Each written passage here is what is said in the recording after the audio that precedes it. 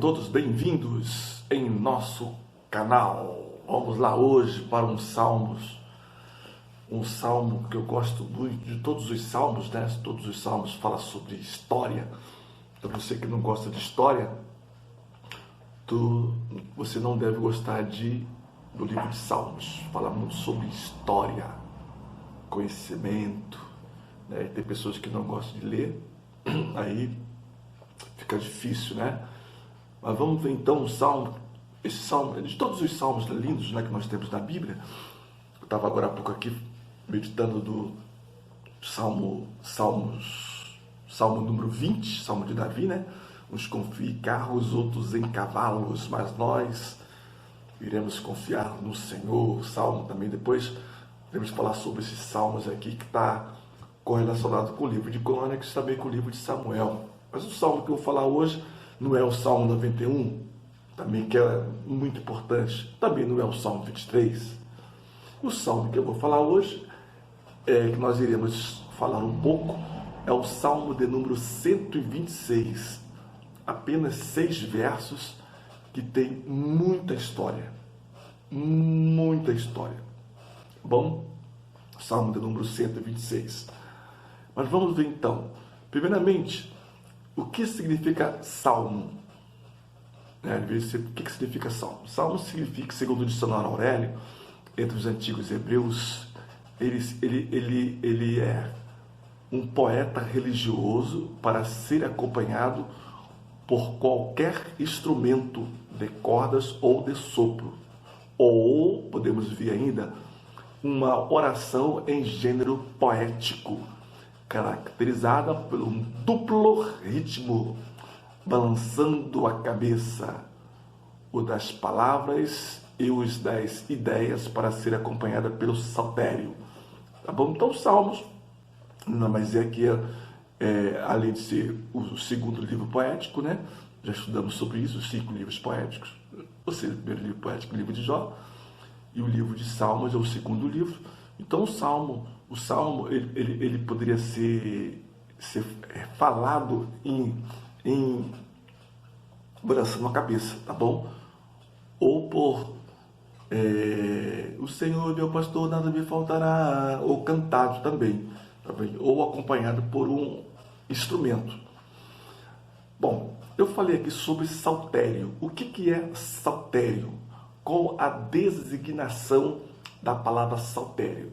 Saltério tem a sua designação de 70. O que foi 70? Foi 72 homens, 72 homens que fizeram a tradução do Antigo Testamento para o grego. Tá bom? Então, 70. Saltério, designação que os 70, os tradutores do Antigo Testamento para o grego, deram ao Inário de Israel, aos Salmos. Ou seja, o Salmo 145, ele é chamado de louvor, que significa um hino, de onde vem o título hebraico para o saltério, tá bom? Então, nada mais saltério é um hino. Bom, outro detalhe importante aqui, quem foram os autores dos Salmos? Então, os Salmos teve vários autores. Davi, por exemplo, ele escreveu 73 salmos. Salomão escreveu 2 salmos, ou seja, escreveu o Salmo 72 e o Salmo 127 também. O Salmo 127 é lindo. Deixa eu ver sobre aqui, só um pedacinho do Salmo 7. Segurança, prosperidade e fidelidade vem somente de Deus. Se o Senhor não edificar a casa, em vão trabalham os que edificam. Se o Senhor não guardar a cidade, em vão vigia a sentinela. Isso aí é história, hein? Isso aí tem história dessa, esse Salmo 127. Então, vamos lá. Quem foram os autores dos Salmos? Primeiramente, Davi, Salomão, os filhos de Coré, Asaf, Emã, Etã, Moisés e Jebutum. Foram um dos autores do livro de Salmos. Falei, então, Davi escreveu 73 salmos, Salomão escreveu 2 salmos, que foi o Salmo 72 e o 127. Os filhos de Corá, família levítica, escreveram 12 salmos, a saber, 42 até o de número 49. E também 84, 85, 87 e 88. Asaf, né, você pode consultar todos esses aqui, ó, Corá, Asaf, Emã, Etan, Jedutum. Você pode conferir lá no primeiro livro das Crônicas, capítulo 25, quando Davi ele chama os seus generais para poder escolher os levitas, né, as funções dos levitas que Davi escolheu para o templo. Nós temos aqui Asaf, atribuído a 12 salmos, né? O Salmo 50 e o Salmo 73 até o de número 83. Temos também Emã, israelita, escreveu o Salmo 88. Quem foi Emã? Foi fundador do coro conhecido como os Filhos de Corá e era famoso por sua sabedoria. Israelita é um equivalente a Zaraíta, é um clã de Judá, embora Emã fosse também um levita com conexão efrabita, ok? O outro aqui foi Etan. Etan escreveu o Salmo de número 89. Etan escreveu o número 89. Moisés escreveu o Salmo 90. Jedutum escreveu 3 salmos, 39, 62 e 77. Jedutum aparece para o cantor mau de Jedutum, sempre em cima, né, do título, sempre tem lá Salmo de Jedutum, Salmo de Asaf, Salmo de Emã. Tem sempre, se você for uma pessoa bem curiosa, né, você vai ver que em cima dos salmos, né, tem sempre essas designações aí. Então, Jedutum escreveu 3 salmos, 39, 62 e 77. Era mestre de canto. O Salmo 39, por exemplo, é um salmo de Davi, mas endereçado ao mestre cantor Jedutum. Nós temos no livro de Salmos aproximadamente 45 salmos sem autor definido. Bom, aí eu falei no vídeo anteriores que tinha Cântico dos Degraus, Cântico de Romagem, Cântico de Romaria, tá bom? Cântico de Romagem, o Cântico dos Degraus. Cântico dos Degraus, ele vai do 120 até o de número 134. Falei também, né, das escadarias que tinha lá na porta de Uda, que tinha 15 degraus, né?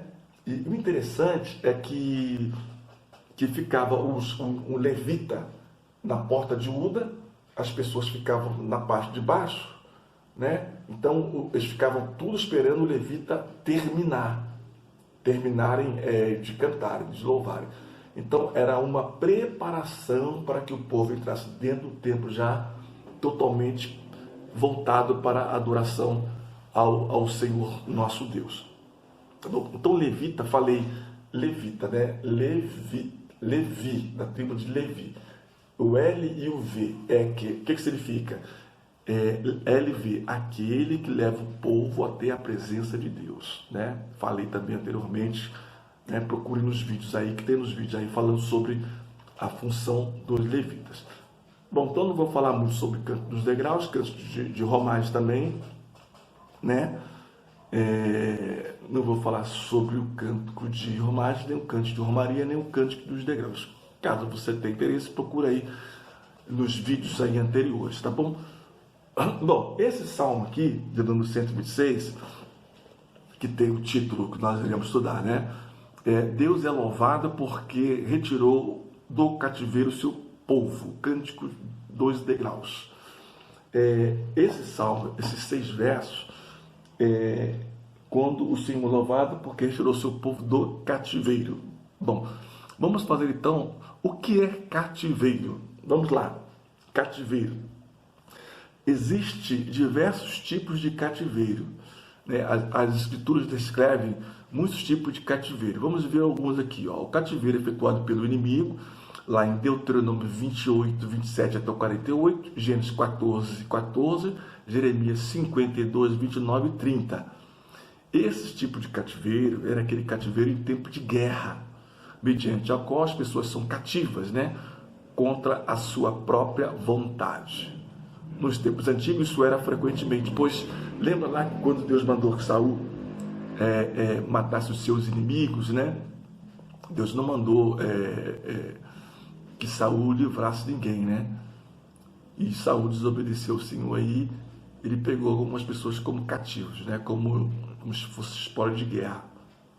Quando a ordem de Samuel foi não salvar ninguém, matar todo mundo, tá?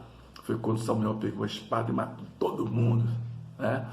Bom, então o cativeiro efetuado pelo inimigo é quando por exemplo, nós estamos vivendo agora a guerra de Israel, né? E o Hamas, em que o Hamas pegou algumas pessoas como cativeiro. Então isso aí é um tipo de cativeiro. Bom, o cativeiro evangélico dá-se quando uma pessoa, por amor de Cristo, obtém controle sobre ela. Então dedica-se totalmente à inquirição espiritual. Então quando a pessoa vive totalmente para Deus, é chamado de um cativeiro evangélico. Aí você fala assim, pastor, aonde está a referência? A referência está lá no segunda carta aos Coríntios, o capítulo 10, versículo de número 5.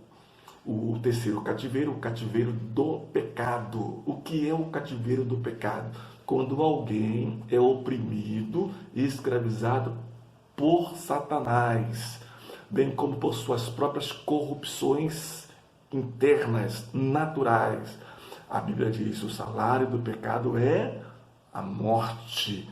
Tá bom? A referência você pode ver aí, Romanos capítulo 7, versículo 23, primeiro livro de Samuel, capítulo 30, o versículo de número 3, e segunda carta a Timóteo, capítulo 2, versículo de número 26.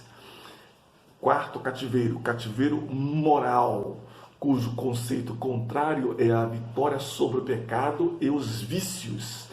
Essa vitória leva o crente ao progresso espiritual, permitindo-lhe vencer. Ou seja, aquilo que você fazia, você não faz mais.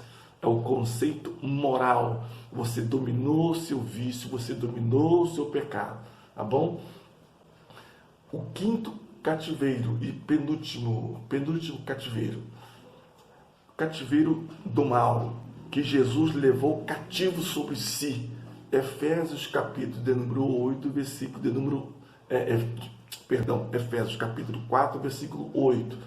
Provavelmente isso significa que as forças satânicas que escravizam as almas, especialmente aquelas que existem no Hades, e ali conservam as suas almas cativas, por sua vez foram vencidas e cativas por Jesus, sendo derrotadas e desativadas, tá bom? Cativeiro do mal, quando a pessoa é cativa por Satanás, quando a pessoa é aprisionada por Satanás, quando é cativo por Satanás.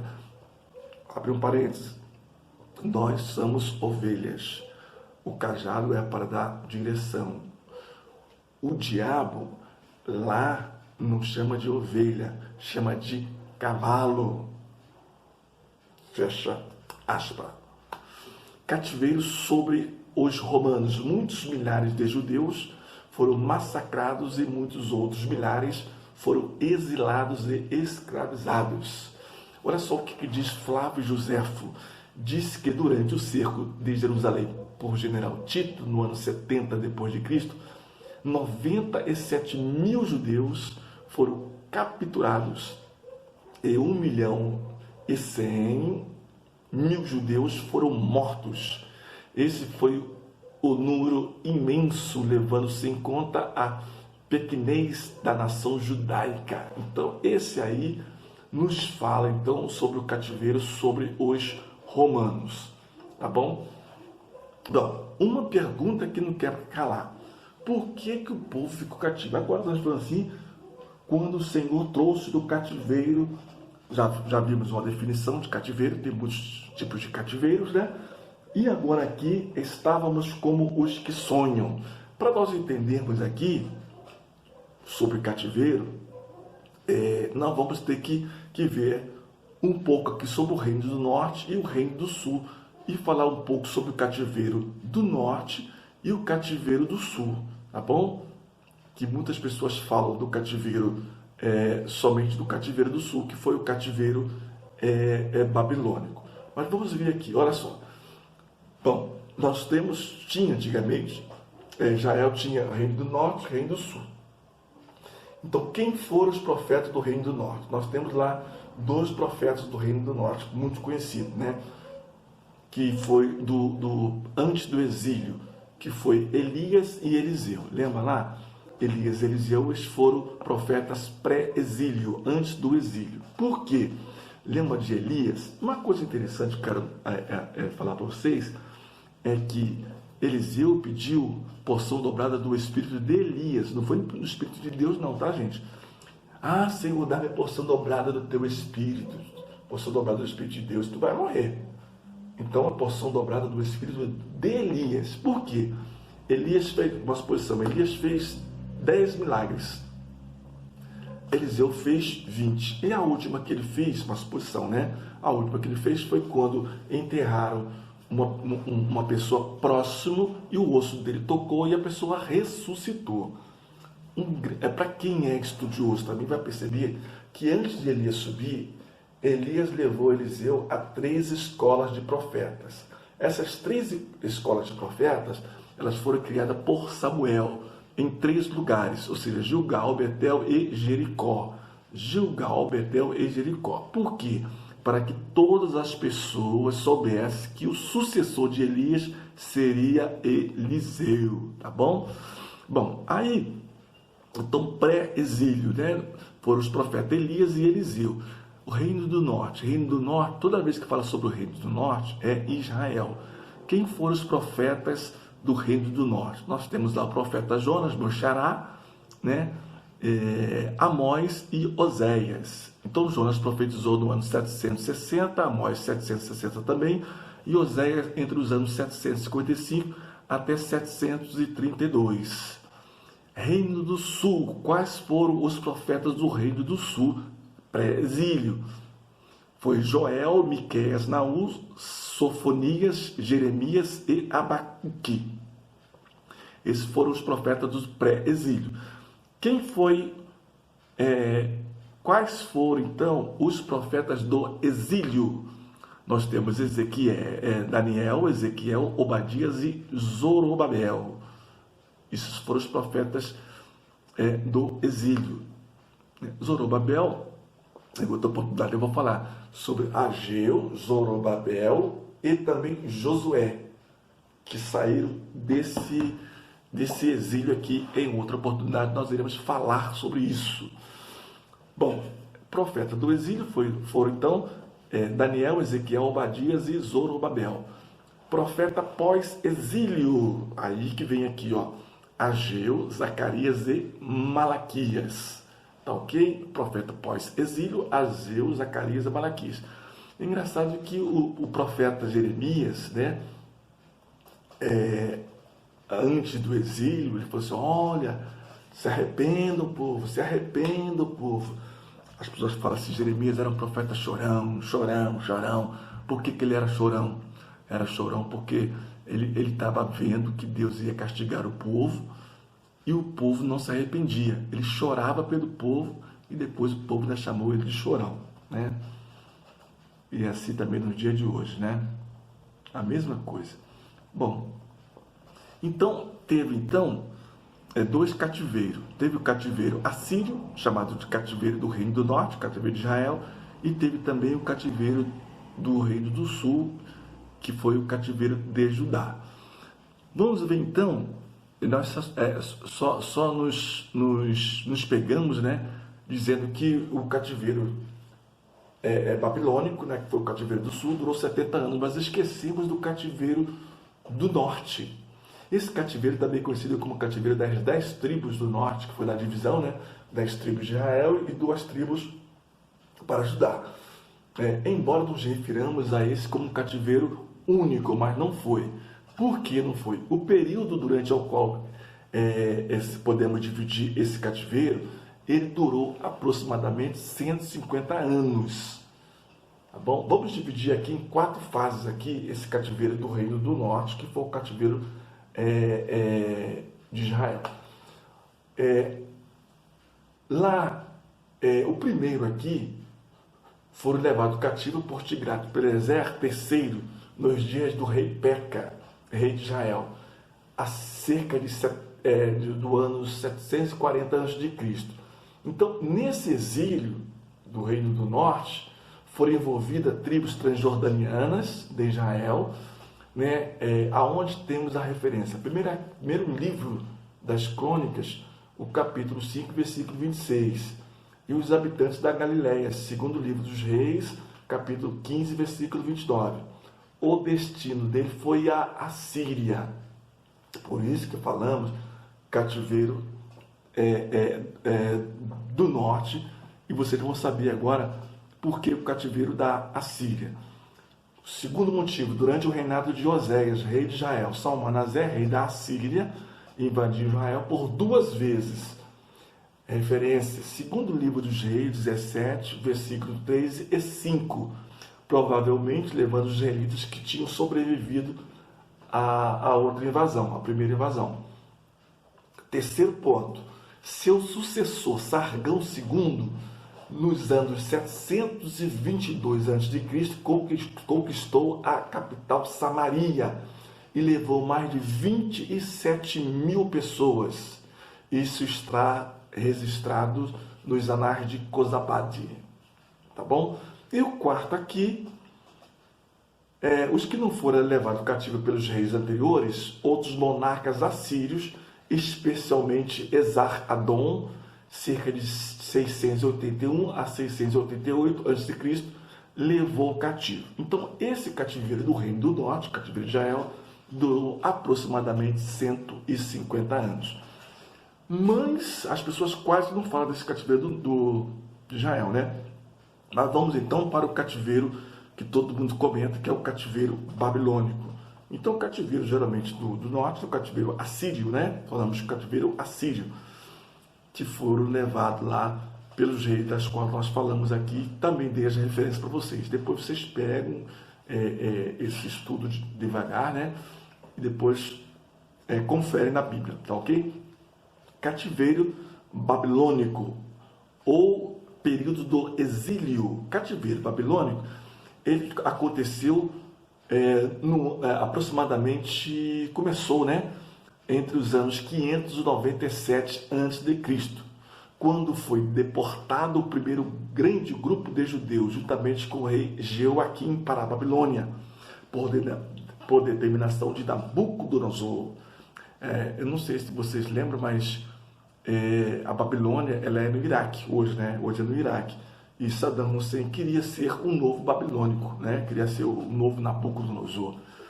Então esse período terminou em 538 a.C., quando Ciro, que o livro de Isaías, né, nos diz que Deus chama Ciro de meu servo. E Ciro nem era nem judeu, né? Então diz aqui, quando Ciro, vencedor persa da Babilônia, baixou um decreto concedendo aos judeus o direito de retornarem a Jerusalém e reconquistarem o templo. Você pode conferir, segundo o livro dos Reis, capítulo 24, 14, e também livro de Jeremias, 52, 28 e 30. Bom, uma coisa interessante aqui é que esse período aqui, que Ciro ele era um cara muito estrategista, né? Como ele fazia? Ele cercou ao redor da Babilônia, foi tomando as cidades ao redor da Babilônia. Quando, de repente, Nabucodonosor se viu, ele estava cercado. Então ele foi e se rendeu ao exército de Ciro. Tá bom? Bom, nós temos uma história aqui interessante que eu vou contar depois. Agora não vou contar. Então, esse edito que Ciro deu é chamado de o Cilindro de Ciro, em que Ciro, rei da Pérsia, emitiu um decreto que foi registrado no livro de Esdra e também no livro de segundo livro das Crônicas. É confirmada por esse Cilindro de Ciro, tá bom? Bom, o profeta Isaías nos dá o detalhe de o Senhor conduz a história para a libertação lá em Isaías 40 até o número 45, tá bom? E diz também que Ciro Deus chama Ciro de meu servo. Isaías 45, versículo de número 1. Jeremias também 27, 7 e 8 também nos dá a referência constante de Deus falando que irá libertar esse povo. Esdras também nos faz menção, tá?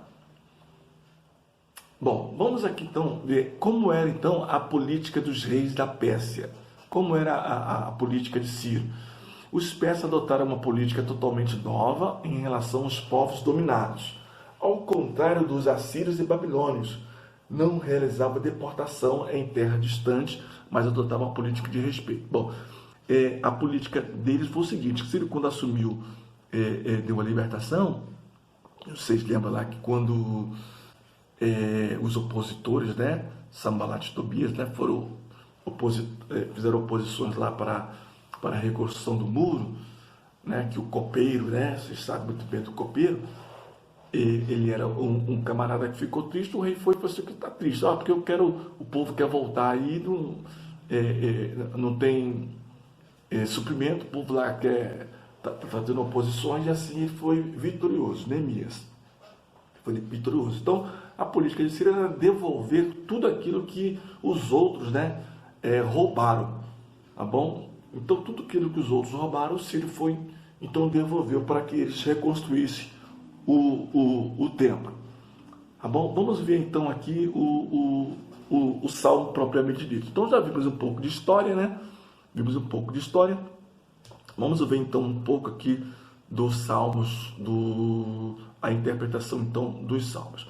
Quando o Senhor trouxe o verso primeiro, né, Salmo número 126, verso primeiro, quando o Senhor trouxe do cativeiro os que voltavam a Sião, quando o Senhor restaurou a prosperidade de Sião, lembra lá quando Deus restaurou a prosperidade de Jó, Jó número 42, 10, tal restauração, essa restauração da qual o Salmo está falando aqui, aconteceu entre os anos 701 a.C., quando então a ameaça de Senaqueribe de conquistar Jerusalém foi neutralizada em cumprimento de uma profecia. Aonde está essa profecia, pastor? Segundo o livro das Crônicas, capítulo 32, de versículo 22 e 23. Então, ela se cumpriu, cumpriu-se a escala ainda maior, quando os judeus voltaram do cativeiro para Jerusalém, entre os anos 538 até 537 a.C. Tá bom? Bom, a alegria trazida a esperança. Aqui diz aqui: então a nossa boca se encheu de riso e a nossa língua de cânticos. Então se dizia entre as nações: grandes coisas fez o Senhor por isso. Então as pessoas que estavam ao redor, né, olharam aquela libertação, né, que parecia uma coisa impossível, né? Parecia uma coisa totalmente impossível, eles serem libertos ali. As pessoas falaram: olha, grandes coisas fez o Senhor por esse daí, grandes coisas fez o Senhor por esse. Aí, o verso de número 3 é muito interessante: grandes coisas fez o Senhor por nós, e por isso estamos alegres. Ainda está olhando para ela, conforme sugere o texto hebraico, e conforme o verso 4, a alegria chamada de volta. Só que, quando chegaram aqui, nessa terra perseguida, nessa terra destruída, né? Ou seja, conforme nós vimos ali, das destruições dos reis que entraram naquelas cidades ali, aquela cidade ficou totalmente destruída de tantas guerras que teve ali, né? E o interessante é que quando Ageu ele entra, né, com Zorobabel e Josué para ser o sacerdote e o governador daquela terra, lá já tinha um sacerdote, também já tinha um governador, por isso que tinha oposições, tiveram oposições. Aí agora aparece aqui eles chegando nessa terra destruída, e no verso de número 5 desse Salmo 126 nos diz que os que semeiam com lágrimas eles que semeiam com lágrimas cegarão com alegria. Ou seja, aquela terra destruída, como é que iriam plantar? Aí eles lembraram lá das correntes do norte, das Negueb, né? As torrentes do Negueb que chove de vez em quando. Quisera eu chover agora um pouquinho, aquelas correntes do Negueb, viesse agora para poder arar essa terra. Aí diz a história que eles choravam, né? Aquele que leva a preciosa semente, né? Eles começavam a chorar e as lágrimas que caíam ali regavam aquela terra. Aí o texto final, aquele que leva a preciosa semente andando e chorando, voltará sem dúvida com alegria, trazendo consigo os seus feixes, né? Que coisa maravilhosa, né? O Negueb aqui, vou abrir um parênteses aqui, do verso 4, aqui Davi se referiu ao texto 126, número 126, verso 4, o Negueb não é um rio, também não é um nome de um homem, é denominada uma região desértica que fica ao sul da Palestina, abaixo da linha das cidades de Belém e de Hebrom. Esse lugar é amplamente árido e seco, porém, de vez em quando, dá uma chuva repentina. Por isso que eles ali então fizeram esse comentário. Quisera, se tivesse uma corrente agora, uma chuva para poder arar essa terra aqui, para que nós plantássemos aqui, tá bom? E você fique com essa palavra, não importa o tipo de cativeiro que você está, Deus te tira dessa situação. Deus te tira dessa situação, tá bom? Não importa o cativeiro que você está, não importa a situação que você está, Deus vai te tirar desse cativeiro. Vamos orar e agradecer a Deus. Senhor, em nome de Jesus, obrigado por essa oportunidade que estivemos aqui aprendendo um pouco sobre a Tua Palavra. Ó, meu Deus, nós cremos na nossa vitória e muitas pessoas vão dizer: grandes coisas fez o Senhor por ele. E nós bateremos no nosso peito: grandes coisas fez o Senhor por nós, e por isso estamos alegres. Tome Tuas mãos, abençoa essa pessoa que vai ouvir, essa pessoa que vai vir essa ministração, esse estudo. Abençoa também essa família, pelo poder que há em Teu nome. Nós rejeitamos toda maldição, toda retaliação, para a glória do Teu nome, em nome de Jesus. Amém. Amém. Deus em Cristo continue te abençoando. Não se esqueça de compartilhar e também curtir, né? Curta e também faça o seu comentário. O seu comentário é muito importante para que eu possa saber, tá bom? Deus em Cristo continue te abençoando em nome de Jesus. Até o próximo vídeo, se Deus quiser.